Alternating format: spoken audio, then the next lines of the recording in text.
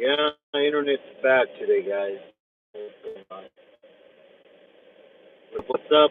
That time again. Be on here for about 45 minutes to an hour. Going to work.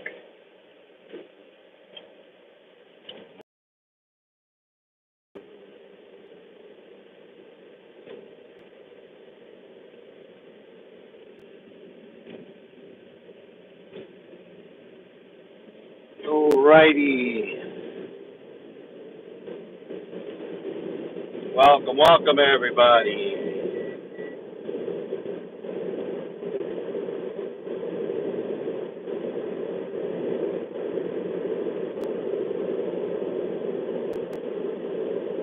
Yes, everybody. Monday afternoon. It's 1:27 in the afternoon, and it's 86 degrees outside. So pretty much it's going to be in the 80s from now on.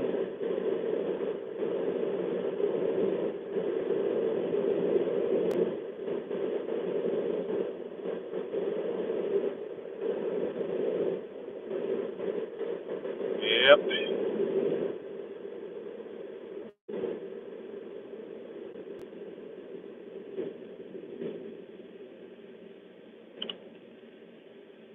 So how's everybody doing today? Good morning, good evening, good afternoon, depending on where you're at. It's afternoon here, 1:28 in the afternoon.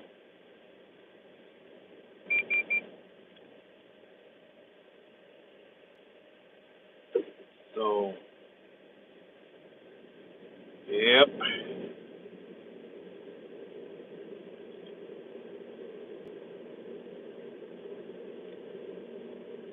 yeah.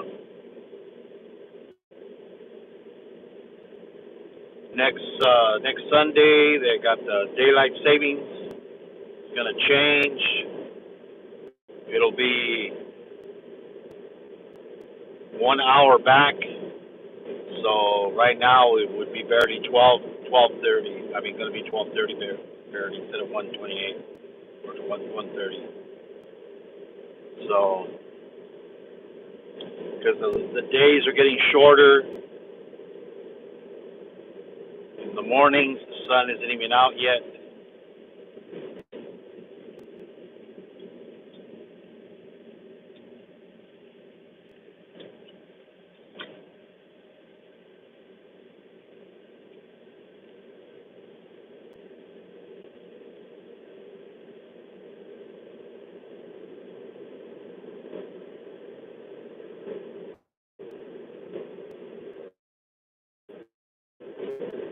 Yep.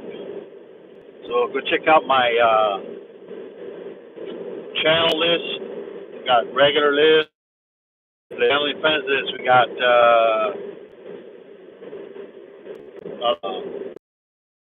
I've used a lot of my because I plan, anything over 50 gigs of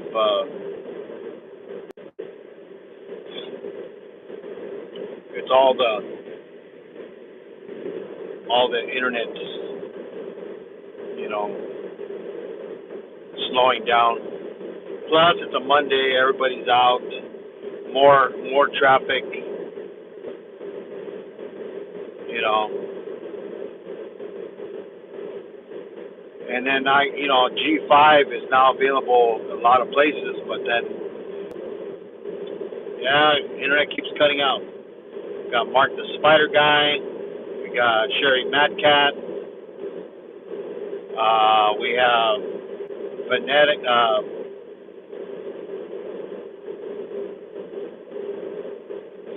what is it?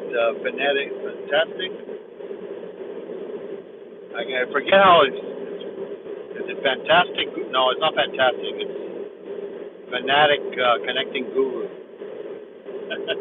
I always seem to get that one. I always say fantastic. Well, he's fantastic. His channel. Go check him out.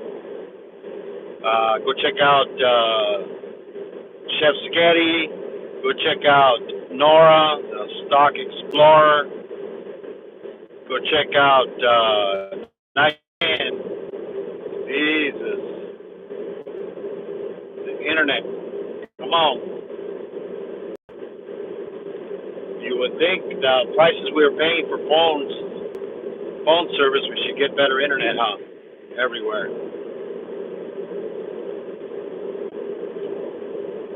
I mean, everybody's paying for the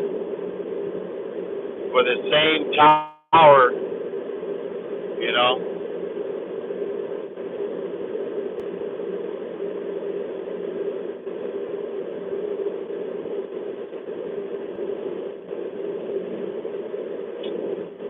Yep. But like I was saying, we have Mayor on there. We have who else we got on there? My community tab. We got Brooklyn Chick. We got Venus Martinez. We got MDT. She's from the Philippines.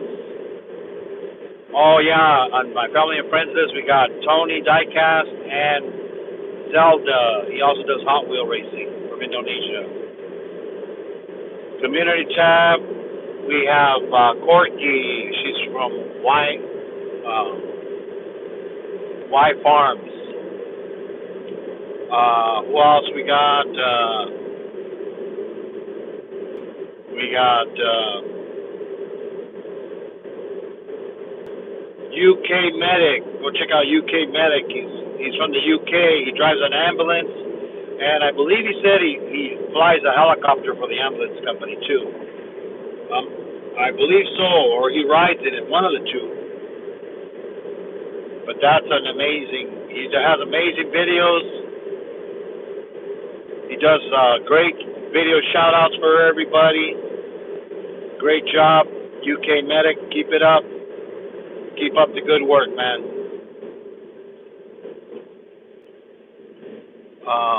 Who else we got on there? We have, like I said, MDT. She's from the Philippines. We have Zaya from the Philippines. We have Mondel from the Philippines. We have JB from the Philippines. Go check out Shorty also. Shorty. I don't think she's from she originally is from the Philippines, but I think she's in the U.S. now. Go check her out. She has a variety, a great show. They sing on there. They talk. It's an amazing show. Go check her out. Go check out Katz, CATZ. Go check out Steven's blogs. Go check him out. Go check out Jaded. I mean, not Jade. She's also from the Philippines. Go check out. Go check out Richard. He's from the Tarantula Collective. If you want to see a great Halloween video, go check out his video. It's from last year, but it's still a great video. He brought it back. He's been pretty busy doing other videos, so I understand he probably didn't have time to videotape a new one, but I loved his old one from last year. Whoever hasn't seen it, go check it out. It's Tarantula Collective. It's on my community tab. Guy's name is Richard. He has a beard. Go check out his channel. He has arachnids, he has tarantulas, he has, if you like Halloween stuff, go check him out. You'll love his channel.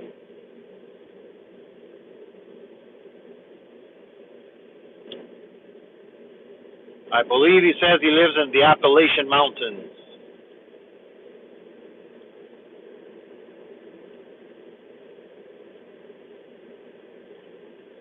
So go check him out. Make sure you watch the video from beginning to end. It's a really great video. That's the kind of video you want to watch from beginning to end because you don't want to miss any of it. Very entertaining. The quality of his videos are amazing. He spends a lot of money on his cameras and on his lenses. He didn't buy them new. He even talks about it on some of his videos. He bought them used, but they're still good quality. You know, he's showing that you can buy something with less money and still put out great content. Some of the close-ups that he gets are like, wow, amazing. You know, it's like watching a National Geographic show on his channel. So go check him out. He's from the Tarantula Collective, Richard. So thank you, everybody that's in here. Don't forget to share out the live. Don't forget to leave a comment so I can get back to you and connect with your channel. I might not connect right away because I usually do it on my laptop and I go check who is really connected to me, because it tells you on there who is subscribed to you. If they're not subscribed to you, then you know, that means they're not supporting. You gotta support people. Everybody support one another. Imagine if everybody decided to support everybody, everybody would be at 1,000 subscribers, and their watch hours would be done. You know? So, go out there, visit people's channels, check out people's lives, go up on the panels. That way you can get used to being on a panel. That way when you decide to go live on your channel, do it. You don't need very many subscribers to do a live on YouTube. It's only 50, I believe. And now everybody has the community tab. Share people out on the community tab. It brings more people to your channel maybe once, or, you know, I think since it started, which was in, I think let me see, when did it start? When I hit 500, because I got mine when I hit 500. I think I'm a bit over 90 now. Thank you everybody that is subscribed. I do support everybody. It will take time. I'll get there. You know, I don't plan on growing real big, because then you can't, you know, keep up with people's videos. Feel like, you know what, he doesn't comment on them. I always try to comment on people's videos when I go watch them. Watch them, I play them in the back. Way they get the full credit, you know, from beginning to end. You have to be rich. You have to be rich to make it on YouTube. No. I mean, if you think that being a millionaire or a billionaire, what, you think they're going to be throwing their money away on YouTube? Come on. It's not going to happen. People are not going to waste their money on YouTube.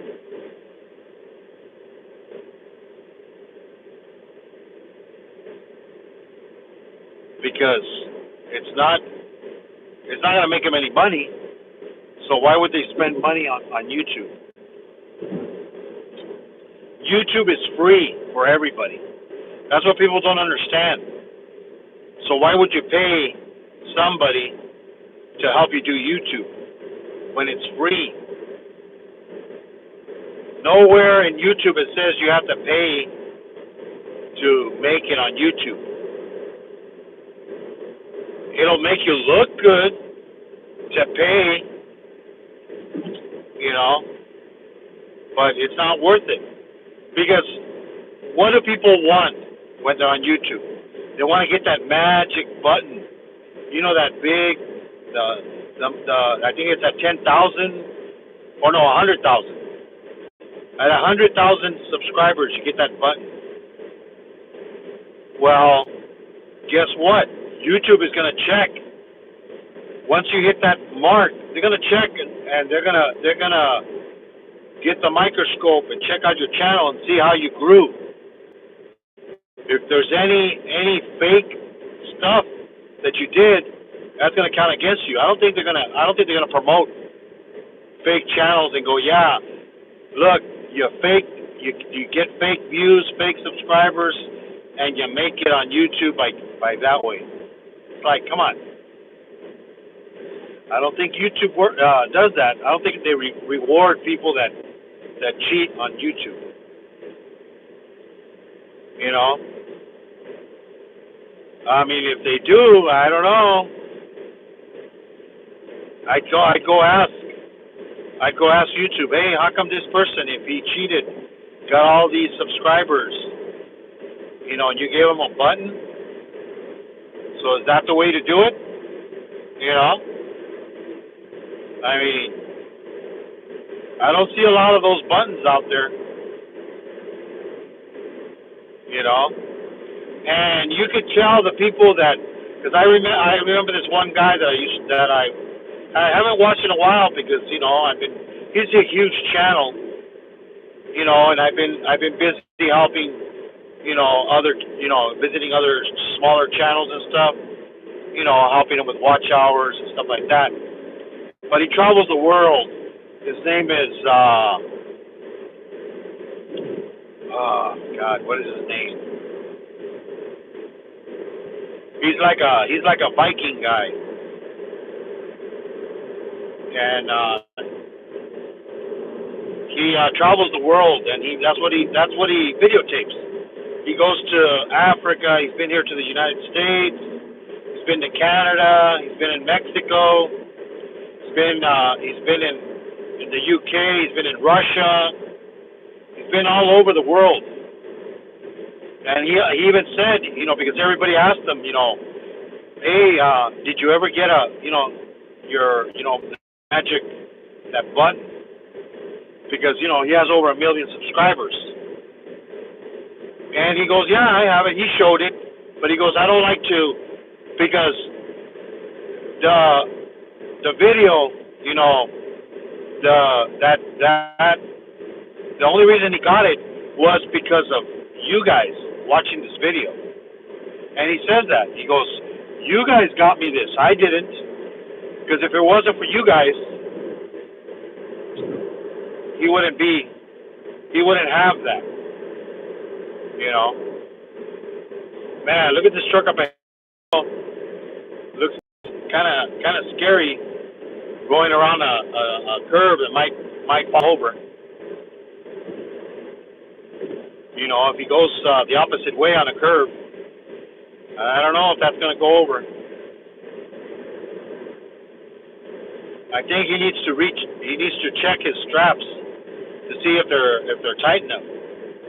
You know, that's one thing. You know, my dad, he was a truck driver, and that's one thing he used to always do. He would go drive a couple of miles, you know, 50 miles or whatever, and pull over and recheck the straps, tighten them up again, because you don't want to lose a load.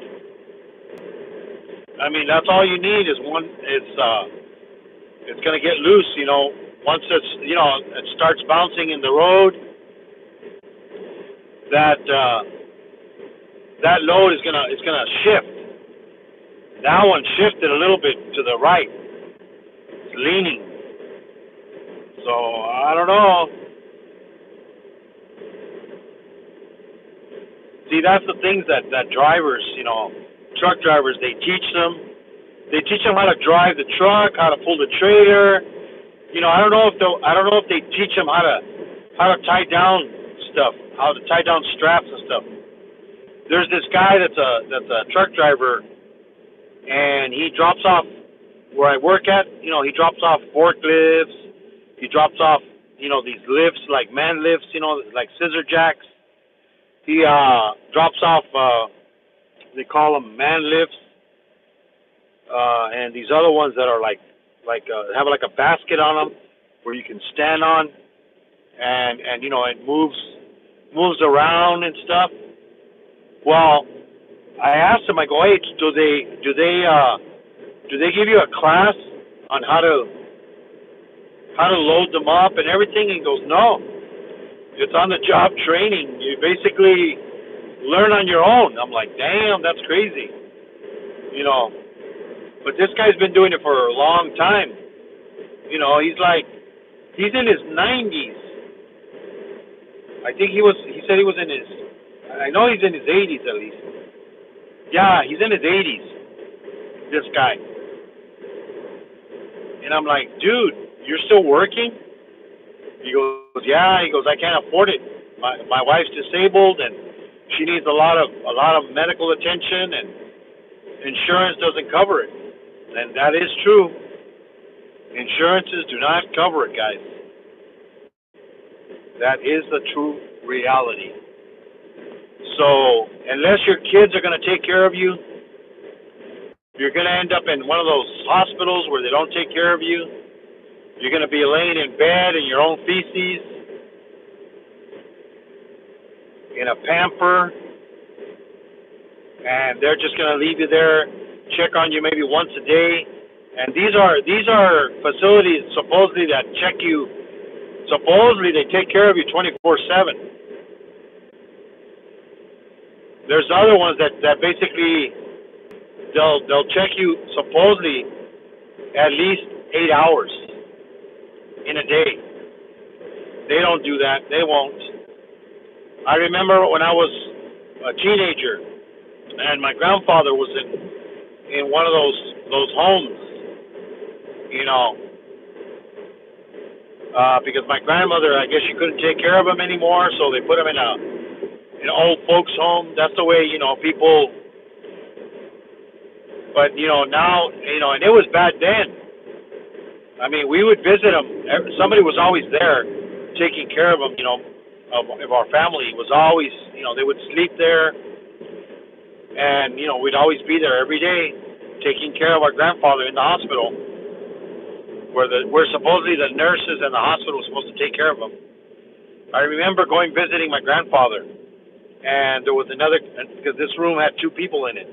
There was another gentleman next to him, and this other guy next to him, he wasn't even moving, you know, and he was all, you know, urinated and you know, in his own feces and stuff. And they would bring him his food. You know, they would bring my grandfather his food. They would bring his food. His food, they would just put it on a table. Nobody would feed him. Nobody was there. He would just, you know, he couldn't move. I don't know what was wrong with him, but he couldn't move. And nobody was helping him. So my grandfather, you know, we would feed him. And then later on, they'd come pick up my grandfather's tray. They go and check on the guy. Oh, I guess he's not hungry. You know, so they would take away the food. You know, so then he wasn't eating. Then they would like come maybe once a day and clean him up, clean the bed up till the next day. You know, that's the kind of service you get at these hospitals. Regular hospitals, man, they're even worse. I mean, my wife, when she had the stroke, she ended up in the hospital. She was there for 3 days at a hospital, and this was when last year in May, and you know you weren't allowed to go visit until like maybe after 11 a.m., like almost lunchtime. So we would get there, and we're like, well, you know, hey, how come, you know, her breakfast was sitting there at lunchtime. They'd bring her lunch. Nothing was touched. And we would ask the nurse, hey, why wasn't my wife fed? You know, because my wife, you know, she's blind. She's in the bed. She can't get out of the bed because they got the rails up. She can't reach the plate. She don't know where it's at. This was her, you know, her first day in the hospital. She doesn't know where she's at. She's blind. Imagine being blind, and all of a sudden you get put in a hospital where you don't know where anything's at, and they bring you your plate, put it on the table next to you, and they don't even tell you, they don't even help you. So we'd get there, me and my son, we would feed my wife her breakfast and her lunch. And then, dinner, we couldn't be there because they kick you out. They kick you out at 4:30, and dinner's until 6. So I even complained. I said, hey, what's going on? Well, they came and tried. The therapy people came in because when you hear a person having a stroke, you think, okay, a stroke. A person that's paralyzed, can't move, can't eat, can't do anything. Well, guess what? My wife had a stroke, several strokes, but she lost only her sight and a little bit of memory, short-term memory she lost. So she could still eat, she could still drink, she could still walk, she could still talk, she could still communicate. But she's in a strange place and nobody's talking to her. Nobody's telling her what's going on. And then the second day I show up, and this is the same time, all her food is there, and she's asleep. And I'm going, what's going on? Why is my wife asleep? Like, she never sleeps. My wife never sleeps. She's always awake. She doesn't take any medication to sleep either. So the nurse, it's because last night she got agitated. In other words, she removed her heart monitors, and they basically knocked her out. Well, from nighttime, I don't know what time they sedated her that night, but she didn't wake up till like 2 in the afternoon the next day. So she slept over 12 hours, and then the therapy people came supposedly. Well, of course she's not gonna communicate. They drugged her. She's all like a zombie with the medication they gave her. And they're all like, oh, well, we're not doing that again. Oh, no shit. I'm like, you guys are doing a lousy job. And then the thing is, you've got a different nurse every 12 hours. You have to explain to the other nurse. But then the night nurse, you don't get to tell her because guess what? She leaves at 7 a.m. and she comes in at 7 p.m. So the other nurse doesn't tell her anything about that she can see, that she can eat, nothing. But she just needs help. Where's the plate? Put the plate in front of her. Let her at least use her hands because she can't see. But no, you idiots. They really piss me off. And I know that happens because I work security, and I worked in that hospital, and I worked in another hospital. So I know how people are in the hospitals. They don't have time for you. Then after the third day, she was transferred to another hospital, supposedly a 4-star, 24-hour care. Yeah, you know what 24-hour care is? There's somebody sitting at a desk and watching monitors and waiting for somebody to press a button on the bed that need help. Now, my wife is blind. She's in another strange place now. How is she going to know? We went to visit her over there. Same thing.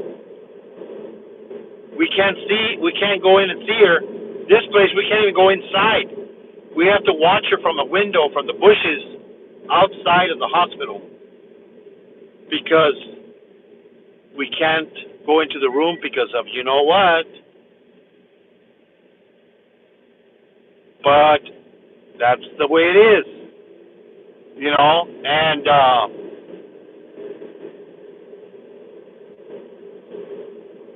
so she ended up being there, and the only reason she was there is because I had to fix the house. I had to make the bathrooms handicap accept, put get rid of the tub, put in a shower with handrails and everything, so we can get a chair in there so she can take a bath, not a bath, but take a shower. That's the only reason. So after the 21 days, once the bathroom was ready, we brought her home.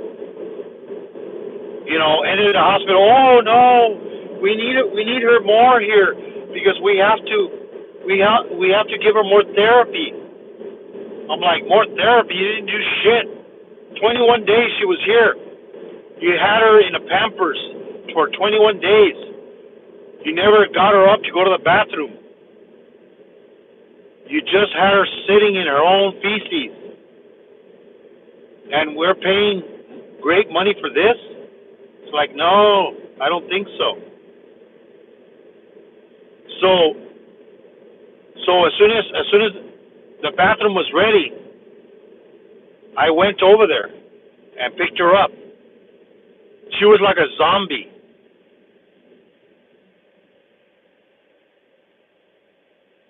This guy, I don't know why he's not going. Come on. Yeah, she was like a zombie. And then I got her in the car, and then I took her home. She was all like she could barely walk because they never stood her up. They never walked her. If they would have walked her around, as soon as we got her home, we started therapy, real therapy. She was walking, going to the bathroom, needed help because, she had to get used to going to the bathroom again because they had her in a pamper for 21 days. And then to top it off, her hair. She used to have hair all the way down to her back, like to the middle, down to halfway up her back. I had to cut it all off to her shoulder because it was in a knot. They never brushed it. They never combed it. I tried to put a comb in it. It was like they just tied it in a knot to make it look like it was in a ponytail. Like, what the hell? I'm like, oh my God! And then I cut off her hair, gave her a shower, and I told my son to check to see if she has any bruises. She had a couple of bruises on her arm and on her side, from being in bed. And I told him to take pictures of that because we want proof. Because when the nurses come, that have to come to the house and check her out before, to give her treatment and stuff for a certain amount of days. Then they showed my son how to do it, and now he does it. But therapy, and they're like, oh, but we need to give her more therapy. What therapy? You didn't give her shit. They just want to. They're just a money machine. They take old elderly people, take their money, keep them alive. They can't move, it's better for them. All they do is just hook them up to a machine and keep them alive, and keep getting the money for taking care of them. If I would have left her there any more days, the insurance only covered for so much. After that, I would have to cover the 20%, which was $200 a day. $200 a day for them doing shit. That's the thing. So we got her out of there, got her home. I go, here, at least I'm laying next to her. I will feel that when she gets up out of bed, if she needs help, she can wake me up. My son's in the other room. He can hear her if she yells for him. But people, they do not take care of your elderly, your mom, your dad, your grandma, your grandfather. Don't stick them in those places. It's a terrible place. I told my son, if you're going to throw me in one of those places, kill me. Let me die. I don't want to be there. I would rather die at home instead of going to one of those places. At least at home, maybe I'll get fed. And then they kept telling me, oh well, we have to test her to see if she doesn't choke. And I kept telling them she's not paralyzed from there. She only got vision. She lost her vision. She can't see, and she can't remember stuff. Like if you tell her something, a couple of minutes later, she doesn't remember what you told her. But she's getting better, a little better, but she doesn't, sometimes she has good days, sometimes she has bad days. But she's having a better life. She's in better shape than she is now than when she was before. 2 years ago, she was overweight, not eating right, drinking too much soda, eating too much deep fried food. She was over 300 pounds. She was only 5 feet tall, my wife. Now, she went to the doctor recently because they did a bunch of blood tests, tested every single thing. Every single thing they tested for her. Now she weighs 175 pounds.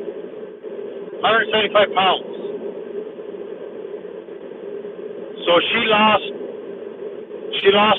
over 180 pounds. She lost a whole person and a half. And she still has skin, hanging. The only way would be an operation, and I don't think she's going to get an operation to get rid of that. It's like put her through an operation that, just to make her, it would get rid of a lot of loose skin. She would probably lose maybe at least, I would say 30 pounds or even more. I don't know. Because she has, loose skin on her arms, on her back, on her stomach, on her legs. Her legs are getting better, but it's all on her stomach and her back and her arms. Loose skin, But she needs to do more exercise, more muscle, toning. My son, gives her exercise because you can't have her laying down all the time. It's bad for you. But like I said, those hospitals don't take care of you. I worked in regular hospitals, and even there, they're not going to take care of you. They don't have time. Nurses, their job. This is the job. This is what people don't understand. Depending where you work, a nurse, this is a nurse's job. If they work in the emergency room, their job is to get tests done to her. She's gonna put an IV in her arm because if she has to stay in the hospital and go upstairs in a room, the nurses up there, they've done that. But they don't do that. If they have to, they'll do it. But usually, everybody that goes from the emergency room upstairs to their regular room, they already have an IV in their arm. So they don't have to get an IV put in up when they go to the regular room. Now the nurses and doctors in the emergency room, they try to find out what's wrong with you. So they do all the tests in the emergency room. They do blood tests, they do x-rays, they do MRIs, they do CAT scans, whatever they have to do in order to find out what's wrong with you. That's what they did with my wife. They found out, her cholesterol was high. They found out she was borderline diabetic. She wasn't diabetic, just borderline. So then they also said she had multiple strokes. Multiple strokes. So she, that's why she lost her vision and some of her memory. But she has everything else. Now, they tested everything. So then they said, well, she needs to stay in the hospital 3 days for more tests, more blood tests, and to find out, exactly where the blood, where that came from, the strokes. Did it come from her heart, from her legs, from her? They checked everything, nothing. They couldn't find anything. So it was her high blood pressure also. So now I just took her to the hospital. To see her doctor. All her blood, perfect. The only thing is, she still can't see. And she has the memory problem. But all her blood work is perfect. Everybody, the doctor said, you can't have any better blood work than this. There was vitamin B. Vitamin B was high. Her vitamin B was high because she's been taking vitamins, and she's been taking it every day. So the doctor said the only thing you need to change is her vitamin B intake. So you need to only give it to her 5 days a week instead of 7. I said, oh, okay. So we stopped giving her vitamins, vitamin B during the weekend. Well, guess what? Her blood pressure, it's normal, but she hadn't slept that day when they checked her blood pressure. It was a little high. And then plus they said that she needed a flu shot, so she got scared. Her blood pressure is going to go up. And she hates shots. So then the doctor, goes, yeah, she's fine. Diabetic, perfect. No diabetes. Cholesterol, perfect. Everything is perfect. He's like, yeah, there's, if you would go to the doctor and go, what's wrong with me? Well, there's nothing wrong with you. Well, that's what the doctor said, pretty much. Except, well, there is something wrong with her. She had a stroke, lost her vision, and she could still, have another one. That's the only danger is that she can have another stroke. But that's about it. Other than that, she's fine. But so hospitals, man, like I said, the nurses, all they'll do is pass out medication. They'll pass out medication, and that's about it. Nothing more. Let's see who's in here.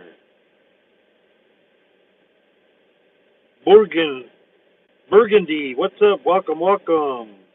Blistering, welcome. Venus Martinez, there she is. Venus Martinez, welcome.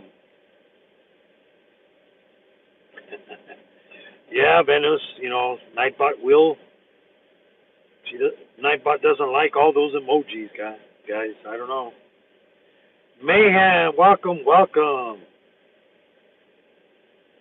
Yes, thank you. Happy Halloween.